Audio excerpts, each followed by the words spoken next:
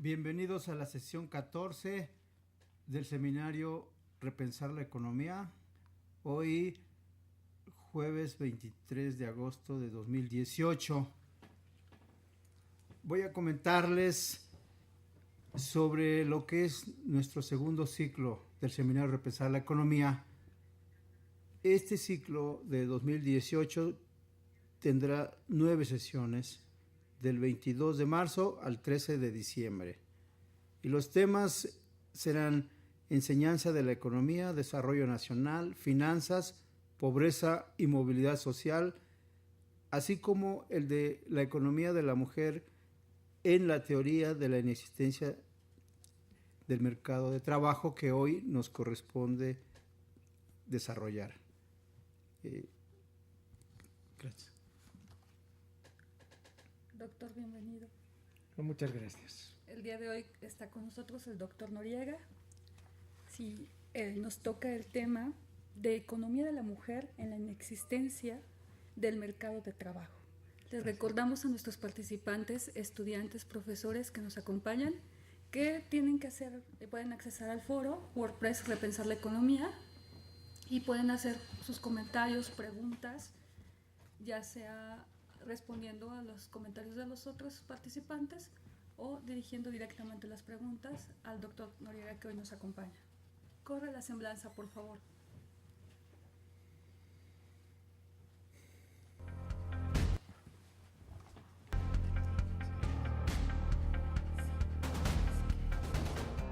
De origen boliviano y naturalizado mexicano, nuestro ponente ha dejado huella en cada uno de los proyectos que realiza. Su gusto por la economía lo llevó a cursar un doctorado en Ciencias Económicas por la Universidad Autónoma Metropolitana, UAM, con medalla al mérito universitario. En su brillante hoja de vida destaca una maestría en Economía por el Centro de Investigación y Docencia Económicas, CIDE, y además tiene la licenciatura en Economía ejercida en la Universidad Católica Boliviana. Durante sus estudios doctorales, fue becario de alto nivel en 2 ocasiones, por parte del gobierno francés y cuando realizó su maestría por el gobierno mexicano. Es autor de 7 libros de autoría individual, 1 en coautoría, editor coordinador de 2 libros y autor de más de 70 artículos especializados. Entre sus libros destacan Economía para no economistas, Mulier o Económica, Economía de la mujer en la teoría de la inexistencia del mercado de trabajo, El mercado de trabajo, visiones alternativas, La desigualdad ingreso-producto en economía abierta y autor de La macroeconomía divergente, teoría de la inexistencia del mercado de trabajo. A lo largo de su trayectoria ha impartido numerosas conferencias nacionales e internacionales. También ha realizado varias estancias de investigación en universidades mexicanas y extranjeras. Desde 1996 se desempeña como miembro del Sistema Nacional de Investigadores y desde 1997 forma parte de la Academia Mexicana de Ciencias. Durante sus últimos años ha abordado temas de manera prioritaria como el empleo, la economía de género, la distribución y el crecimiento. Nos referimos al destacado y muy admirado doctor Fernando Noriega Ureña, quien nos acompaña en Repensar la Economía. Bienvenido.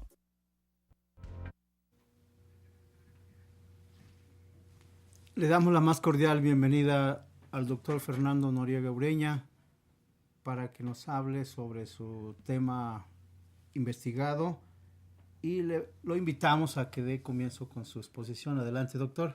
Muchas gracias, maestro. Agradezco mucho la cálida bienvenida y la presentación, por supuesto. El tema titula Mulier Económica, Economía de la mujer en la teoría de la inexistencia del mercado de trabajo. Voy a señalar algunos aspectos de contexto que son necesarios. En primer lugar, ¿por qué la teoría económica debe interesarse en el asunto de género? La teoría económica, como cualquier teoría científica, desempeña 3 papeles. En primer lugar, explicar. En segundo lugar, predecir. Y en tercer lugar, controlar. Toda teoría científica, y particularmente la teoría económica, desempeña esos papeles de la siguiente manera.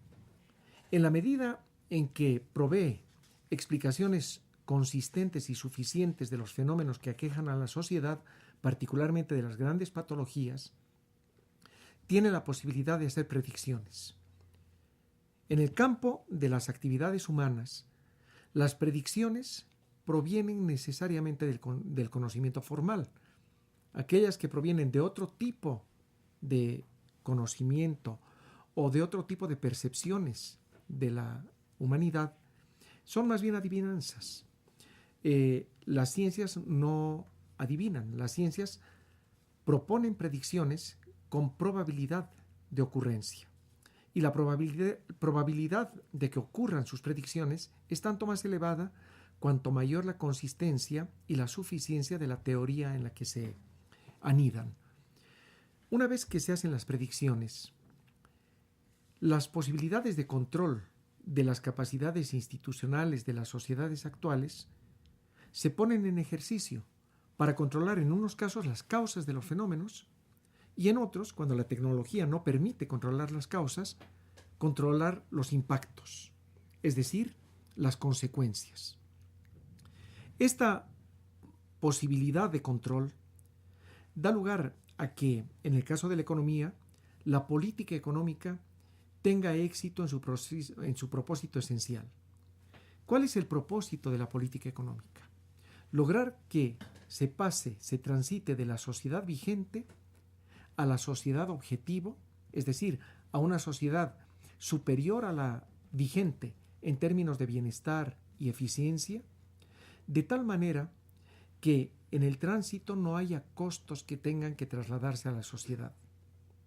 La política económica es, en otras palabras, la que concreta el tránsito entre lo que la teoría propone como el ideal y las explicaciones que la teoría hace de aquello que aleja a las sociedades vigentes del ideal que deben perseguir.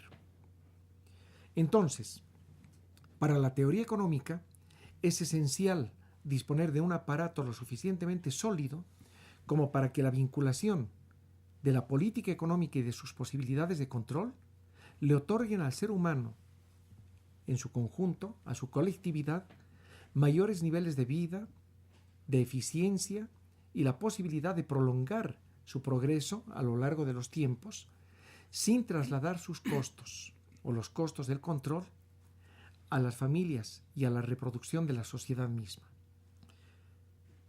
¿Cómo se logra esto? Se logra disponiendo de un aparato de carácter analítico, al que llamamos teoría, con la suficiencia metodológica que le permita a ésta explicar eficazmente los fenómenos inherentes a las sociedades humanas. Una teoría que no es consistente, por supuesto, no ha de proponer predicciones con alta probabilidad de ocurrencia. Al contrario, sus predicciones fracasarán. Si sus predicciones fracasan, las posibilidades de control de las instituciones de gobierno a través de la política económica para resolver los grandes problemas de la sociedad fracasarán. Uno de los problemas graves, más graves, que arrostra hoy la teoría económica es precisamente el no haber hecho la distinción precisa de género para explicar los fenómenos fundamentales del acaecer económico de las sociedades modernas, principalmente de la sociedad capitalista. ¿A qué se debe esto? Hoy en día, la mayor parte de las economías están gobernadas por una teoría que se llama teoría neoclásica. Esta, la teoría neoclásica, entiende los fenómenos económicos, todos ellos, como inherentes a un sistema de mercados. Para la teoría neoclásica, la economía ideal es aquella que está conformada por mercados y exclusivamente por mercados. Un espacio llamado mercado para cada objeto económico llamado mercancía. Y como parte de todos estos objetos económicos, hay uno en lo particular que forma parte de ese conjunto de mercancías, el trabajo. El trabajo, como una mercancía, igual que cualquier otra, dispone de un mercado y ese mercado funciona de la siguiente manera.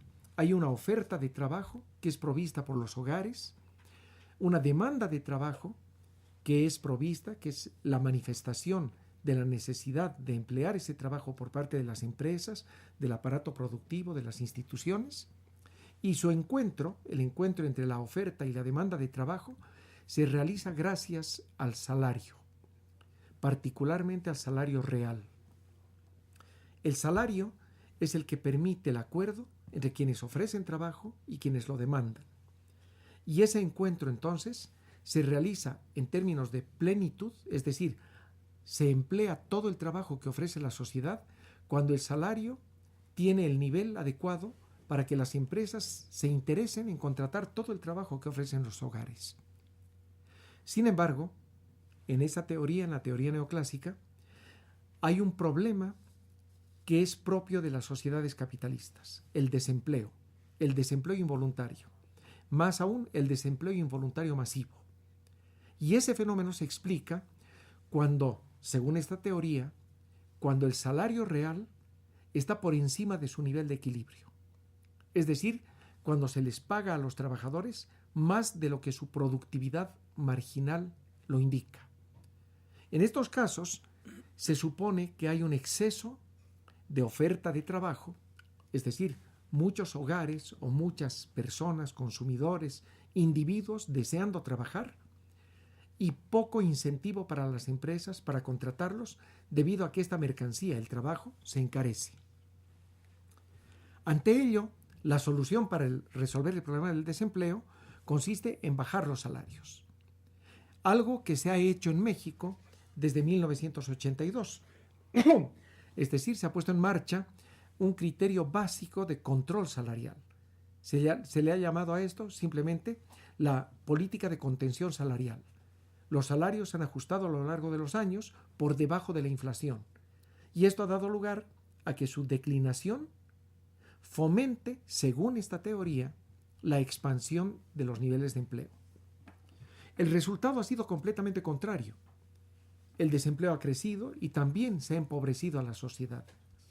Pero no solo esto, los problemas de desigualdad en todos los órdenes se han manifestado de manera cada vez más aguda. ¿A qué se ha debido esto? Se ha debido a un fracaso de la teoría.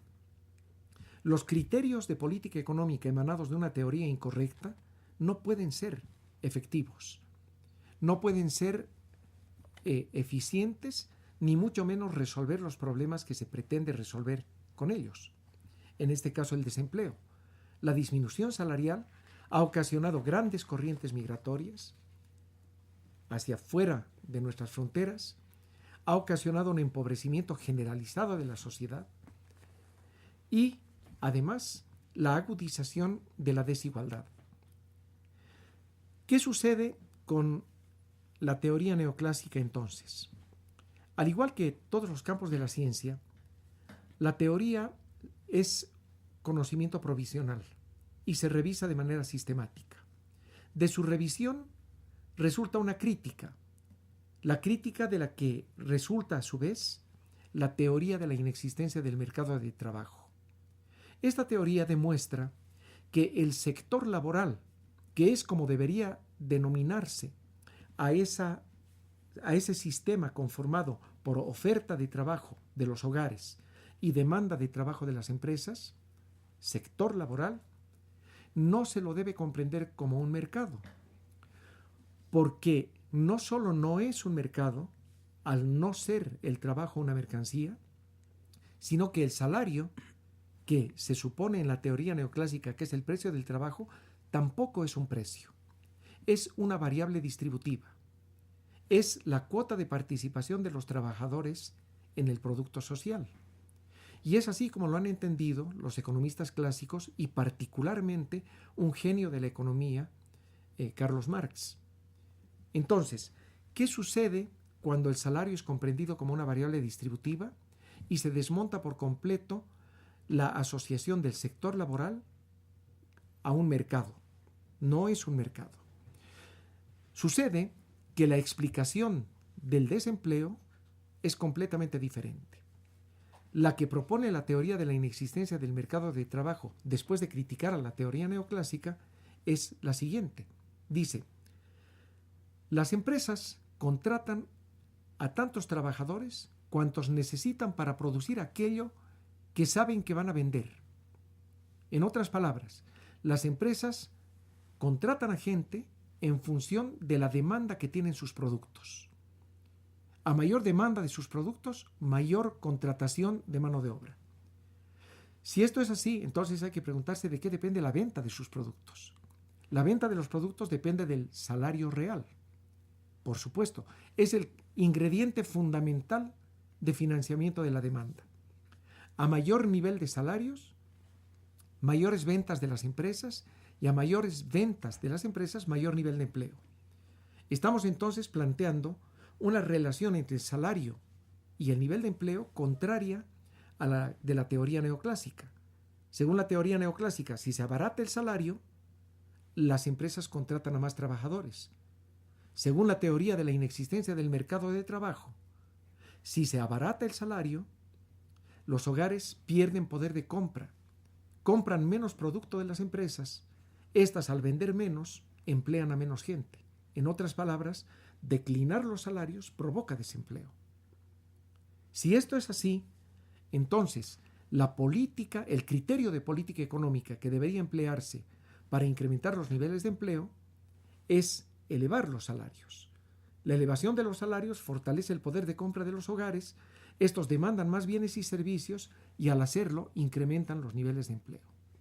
Bien, este es el planteamiento de la teoría de la inexistencia del mercado de trabajo que se opone frontalmente al de la teoría neoclásica, que es la teoría que domina en prácticamente todos los países del mundo occidental hoy en día. ¿Qué sucede con la economía de la mujer? Según la teoría neoclásica, no hay ninguna razón para distinguir a los seres humanos entre géneros para explicar mejor la economía. Y no existe razón alguna porque basta con considerar que todo ser humano posee conducta racional. Y por tanto, al ser un ente de conducta racional, basta con que esa característica esté presente en todos sus miembros como para que nada más sea necesario para la explicación de los fenómenos económicos. Entonces, si el ser humano hombre o el ser humano mujer, el ser humano de cualquier género, en la gama que hoy nos podemos permitir distinguir, es de conducta racional, no hay ninguna razón para hacer otra distinción y explicar mejor los fenómenos económicos. ¿Qué quiere decir que el ser humano sea de conducta racional? Quiere decir que busca el máximo de lo que quiere, hasta donde puede, en ejercicio de su capacidad de elegir. Tiene funciones objetivo, de las que busca el máximo, reconoce restricciones presupuestales y técnicas, y es capaz de elegir entre las opciones que él distingue.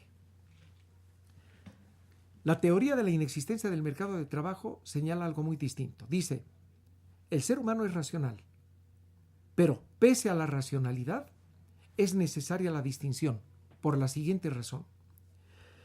Si nos fijamos en la pirámide poblacional de la economía del mundo, de la población mundial en su conjunto, podemos distinguir dos grandes grupos, hombres y mujeres.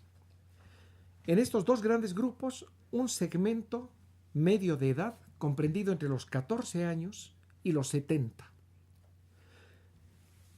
Resulta que las mujeres comprendidas entre los 14 y los 70 años han sido a lo largo de la historia, lo son en la actualidad y a lo largo de la geografía del planeta íntegro, las responsables no solo de sí mismas, sino también de los niños, de los ancianos, de los minusválidos y del conjunto de la economía, porque también son responsables en alguna medida de la reproducción de las capacidades de trabajo de los hombres, comprendidos en ese mismo rango de edad. En otras palabras, la mujer que es considerada mujer madre prácticamente por todos los seres humanos en el conjunto de la sociedad, es la responsable de la reproducción social de toda la humanidad. ¿Por qué consideramos que la mujer madre es la manera en que nosotros razonamos a la mujer desde que somos pequeños y en cualesquiera espacios del quehacer social? Porque consideramos que tarde o temprano desde una niña hasta una mujer adulta, habrá de desarrollar o habrá desarrollado ya funciones inherentes a las del cuidado en la reproducción social, a las del cuidado maternal, que es el básico. Entonces, con justicia, se puede decir que no hay un espacio de la sociedad en el que toda mujer no sea considerada la expectativa racional de una mujer madre. Una expectativa que puede realizarse en algunos casos cuando se hace madre, se convierte en madre, o cuando no se convierte en madre, pero sí en responsable de la reproducción directa o indirecta de las capacidades de trabajo del resto de la sociedad. Este problema ha permeado de tal manera en el quehacer económico de las familias y de las empresas que hoy en día se discrimina a la mujer por el solo hecho de arrogarle a ella una responsabilidad que en algún momento tendrá que cubrir por el solo hecho de ser madre. Si nos fijamos en el quehacer cotidiano de la actividad, de las actividades de trabajo, los seres humanos observamos que las mujeres poseen una oferta de trabajo que está mediada por una serie de circunstancias que hacen a que sea no necesariamente capaz de atender con la misma extensión la jornada laboral, porque tiene enfermos que cuidar, porque tiene niños a los cuales atender, porque tiene deberes en la reproducción de la vida familiar que tiene que sumar a su quehacer laboral, y de los cuales no se puede desprender porque el desprenderse significaría el ser rechazada por su núcleo afectivo primario y seguramente también por su núcleo ampliado social. ¿Qué significa esto? Que el ser mujer la hace más vulnerable en términos contractuales para ser acogida por las empresas con la misma expectativa de eficiencia que un hombre. Entonces, se tiene que acoger a salarios más bajos, a condiciones de trabajo más restrictivas, por supuesto, y naturalmente a posibilidades de ascenso en los escalafones mucho más limitadas. Ante ello, la teoría plantea lo siguiente. Dice, ¿cuáles son las causas por las cuales nosotros discriminamos a la mujer? Discriminamos todos. Es decir, la propia mujer, al reproducir los cánones culturales, los hábitos de trabajo y las formas de reproducción social, recrea las formas de discriminación. En primer lugar, porque la oferta de trabajo de las mujeres madre está condicionada desde el momento en que la propia sociedad le otorga la responsabilidad de ser la responsable de primera instancia de los niños, de los ancianos y de los enfermos. En segundo lugar, porque el sexo complementario, el género complementario, los hombres, o simplemente quienes acompañan en la reproducción social a las mujeres madre, lo hacen a través de un contrato que puede ser explícito o implícito. Y ese contrato los obliga circunstancialmente a cumplir sufragando una parte de estos costos de la reproducción social, pero no el total. En la generalidad de los casos, es la mujer madre la que incurre en una serie de otros gastos, costos en la reproducción social que nunca le son reconocidos. Y estos se traducen en última instancia en que no solo las posibilidades de realización social y laboral, sino también las de creación y recreación patrimonial en términos de activos, le es sumamente restringida a la mujer. Los derechos de propiedad de los que goza hoy en día la mujer madre en sociedades como la mexicana son extremadamente pequeños en términos porcentuales.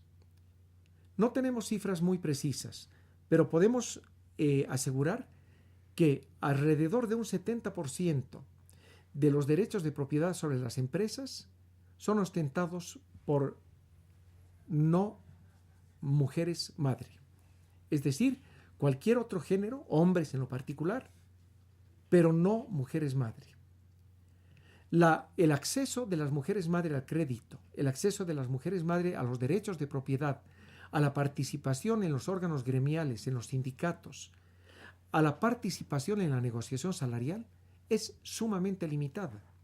Y esa limitación reproduce de manera sistemática la discriminación de género que, en el último de los términos, se traduce en una distribución asimétrica del ingreso y de la riqueza. De hecho, es posible mostrar con toda claridad que el fenómeno distributivo fundamental de las sociedades no es el que se discute en términos de salarios y ganancias, sino en términos de qué porcentaje del ingreso les corresponde a las mujeres y qué porcentaje del ingreso a los hombres. Ese porcentaje de ingreso que les corresponde a las mujeres es a su vez el que explica por qué, cuando hay un empobrecimiento generalizado en las sociedades, este se traduce no solo en mujeres que sufren la pobreza, sino en niños que sufren la pobreza, en mujeres que sufren la violencia y en niños que son violentados también. En otras palabras, el mecanismo de transmisión del empobrecimiento como un fenómeno dinámico y de la pobreza como un fenómeno de distinción de un estado en específico, comienza por la mujer madre. Hay varios aspectos que seguramente vamos a poder distinguir con un poco más de precisión a través de las preguntas. Claro que sí, doctor. Agradezco mucho esta parte donde usted hace esta distinción tan fuerte que no se había alcanzado o no se había tocado con tanta claridad, que la mujer tiene una participación muy importante en la economía. ¿Cómo es ella la que no es ella nada más, sino lleva implícito a los hijos, lleva implícito a los ancianos? Ahorita, por ejemplo, nuestro país está con una tendencia de que la población aumente en su edad promedio. Entonces, es cierto, la mujer madre es la que se va a tener que hacer cargo de esos ancianos. A lo mejor pasamos de niños a ancianos, pero va a tener que seguir siendo la responsable de este papel en la economía que está jugando. Y la verdad es que me hace sentir muy halagada porque esa mirada que usted hace hacia la mujer y su participación en la economía, pues nos pone en otro papel. Pareciera que no teníamos figura en la economía. Y usted dice, sí existe esa figura. Y esa lucha por conseguir una igualdad de salarios, como usted lo menciona, por conseguir esas condiciones de trabajo, bueno, son parte de una economía formal. Pero aquí me surge una duda. La mujer madre en muchas de las ocasiones, por tiempo, por esa conquista que trata de hacer, por las responsabilidades que tiene una participación en la economía informal. ¿De qué manera afecta en nuestro país esta economía informal? Muy bien. Bien. Bueno, en primer lugar, el papel central de la mujer en la reproducción social es el que le traslada los costos de manera asimétrica a ella, a diferencia de lo que sucede con los hombres. En ese sentido, la mujer, cuando busca espacios de participación en la economía, los encuentra generalmente con una cobertura mucho menos sólida y, por supuesto, mucho más castigada en términos de salarios y de condiciones contractuales. Parte de esa debilidad de carácter institucional a la que se enfrenta es la de la informalidad. Formalizar el trabajo de la mujer en términos contractuales significa, en última instancia para las empresas, acogerse a regímenes que las obligan a las empresas a respetar ciertos espacios y ciertas formas de participación de las mujeres en la vida laboral, pero en ejercicio de derechos de cuidado de los niños, de cuidado de los ancianos, de atención a la salud y a la educación, que normalmente significan para las empresas perder posibilidades de un trabajo más prolongado en términos de jornada de trabajo y tal vez más eficiente en términos de algunos resultados. Entonces, las empresas evitan contratar a las mujeres bajo regímenes formales, precisamente porque no se quieren obligar a ello. En ese sentido, quisiera señalar lo siguiente. ¿Cómo sería la sociedad ideal? Cuando imparto mis clases y veo que el porcentaje de participación en los diferentes cursos es más o menos de un 40-50% de mujeres y hombres, me pregunto y les pregunto, ¿cuáles son sus expectativas a futuro? Estos jóvenes que comienzan licenciaturas, maestrías o doctorados simultáneamente, muy pronto se decantan los grupos al grado que predomina el género masculino y el género femenino decrece considerablemente en su participación. ¿Cuál es la razón? La razón es, por una parte, que los tiempos en términos de edad, de edad reproductiva para las mujeres, las van alcanzando peligrosamente en la consideración de las propias mujeres y de los hombres. Es decir, ¿qué sucederá el momento en que la mujer, por razones laborales, de sus estudios o de realización profesional, decide no formar pareja y reproducir cuantitativamente a la sociedad? ¿Tendrá oportunidad de hacerlo después? ¿De qué manera será valorada por el género complementario para formar un núcleo afectivo que a su vez dé origen a la reproducción social? Las oportunidades comienzan a declinar. Esa declinación no debería suceder, pero sucede porque hay una relación íntima entre el momento en que se considera que la mujer está en su periodo óptimo de reproducción social y el momento en el que el hombre está dispuesto a ser proveedor o a sumar sus capacidades de proveedor a las de la mujer para ese propósito. Uno pensaría que la sociedad tiene que reproducirse de esta manera, de forma sistemática, porque no existe una opción. Sin embargo, ese es un gravísimo error.